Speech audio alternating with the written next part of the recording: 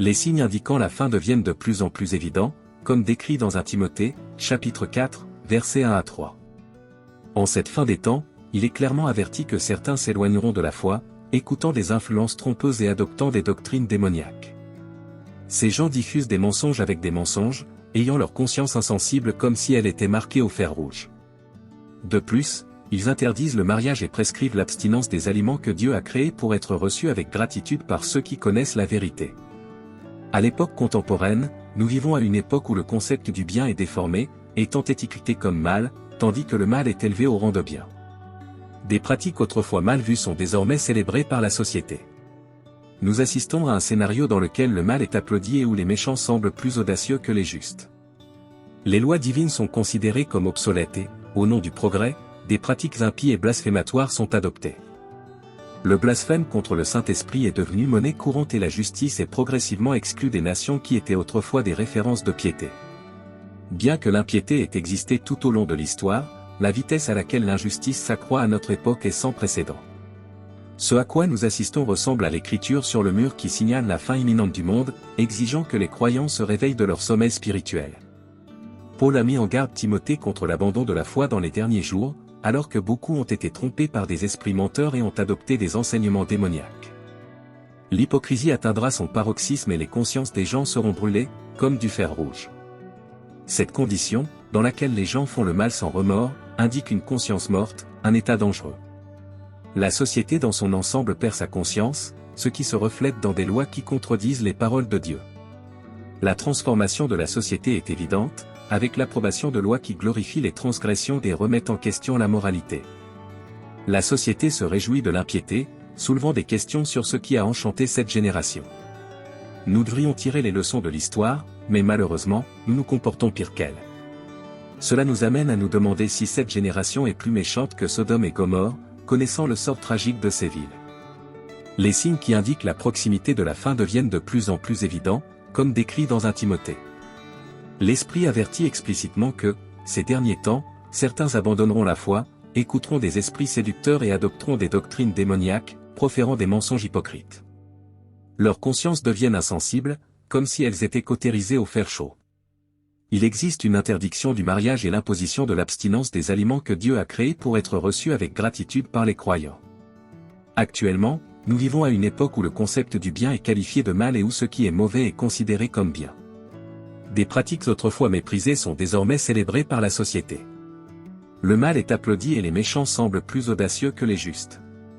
Les lois divines sont considérées comme obsolètes et, au nom du progrès, des pratiques impies sont adoptées. Le blasphème contre le Saint-Esprit est devenu courant et la justice est progressivement expulsée des nations qui étaient autrefois des références de piété. Bien que l'impiété ait existé tout au long de l'histoire, le taux d'augmentation de l'injustice à notre époque est sans précédent. Ce scénario ressemble à l'écriture sur le mur qui indique la fin imminente du monde.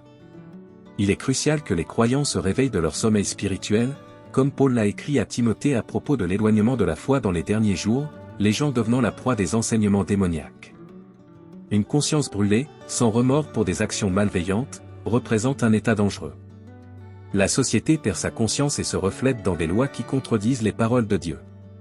L'acceptation généralisée du péché suggère que nous sommes confrontés à un déclin spirituel comparable aux temps sombres de l'histoire biblique, mais avec une rapidité et une ampleur sans précédent. Les prophéties sur les signes de la fin, prédites par les prophètes et les apôtres, se manifestent clairement et fréquemment, ce qui les rend difficiles à ignorer. L'appel à la repentance et à l'éveil spirituel devient de plus en plus urgent étant donné les signes clairs qui indiquent la proximité de la fin. En outre, la confusion des frontières morales à l'époque contemporaine laisse beaucoup de personnes perplexes, incapables de discerner entre le bien et le mal, la vérité et le mensonge.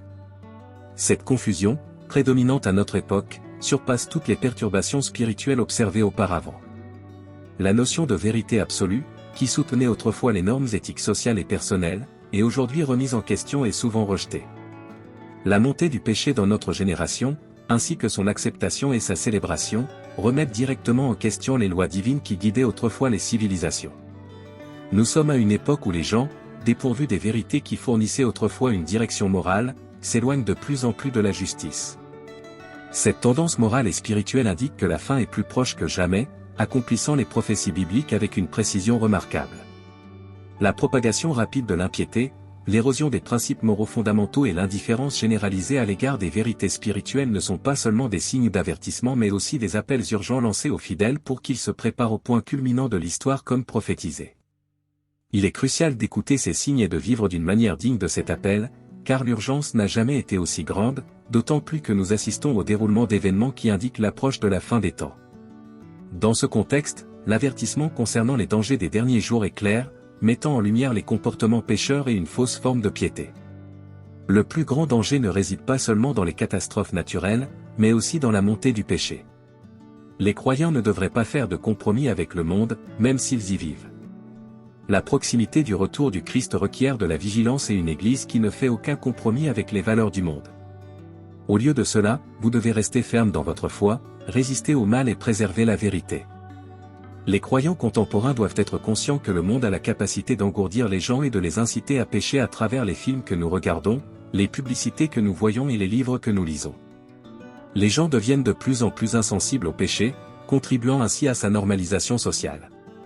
Faire la distinction entre un croyant et un incroyant est devenu difficile car leur conversation et leur mode de vie ne reflètent souvent pas de différence significative. Cette tragédie est évidente dans les tendances adoptées par l'Église, comme la présence de cartes de tarot chrétiennes dans les librairies chrétiennes, ce qui n'a aucun fondement dans les Écritures. Matthieu, Luc et Jean n'ont jamais été impliqués dans les cartes de tarot chrétiennes, et la Bible nous met en garde contre l'abandon de la foi ces derniers temps, en écoutant les esprits séducteurs et les mauvaises doctrines. Cependant, cela ne devrait pas être surprenant, puisque les Écritures prédisent que plus tard certains se détourneraient de la foi, écoutant des esprits séducteurs et embrassant des doctrines démoniaques.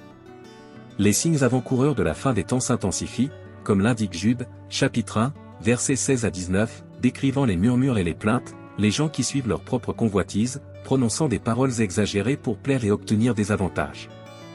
Il est crucial de se rappeler les paroles des apôtres à propos des moqueurs des derniers jours, comme mentionné dans 2 Pierre, chapitre 3, versets 3 à 6. Des moqueurs se lèveront, suivant leur propre convoitise, remettant en question la promesse de la venue du Christ. Au milieu de cette abondance de moqueurs, l'heure est au repentir.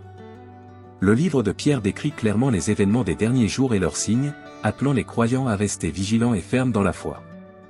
La persistance de la mentalité selon laquelle toutes choses continuent comme elles étaient depuis le début de la création, met en évidence une tendance délibérée à oublier la parole de Dieu, comme le souligne le récit biblique. Le texte souligne que, par la parole de Dieu, les cieux se sont formés, la terre a émergé de l'eau et en a été entourée. Bien que le monde ait alors péri dans le déluge, les cieux et la terre sont désormais préservés par la même parole, réservés au feu jusqu'au jour du jugement. Il existe cependant un décalage notable entre les pratiques contemporaines et les normes fixées par la parole de Dieu.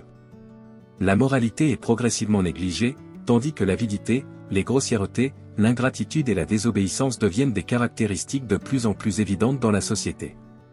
Le désir effréné d'argent, de renommée et de pouvoir est clair, indiquant l'accomplissement des signes de la fin des temps tels qu'ils sont consignés dans les Écritures. Dans ce contexte, il est crucial que les croyants restent vigilants quant au retour du Seigneur, en résistant à l'influence des évolutions négatives dans le monde. Le rappel constant que, bien qu'ils soient dans le monde, ils ne sont pas de ce monde, guide les croyants à vivre d'une manière qui plaît à Dieu au milieu des signes croissants de la fin des temps.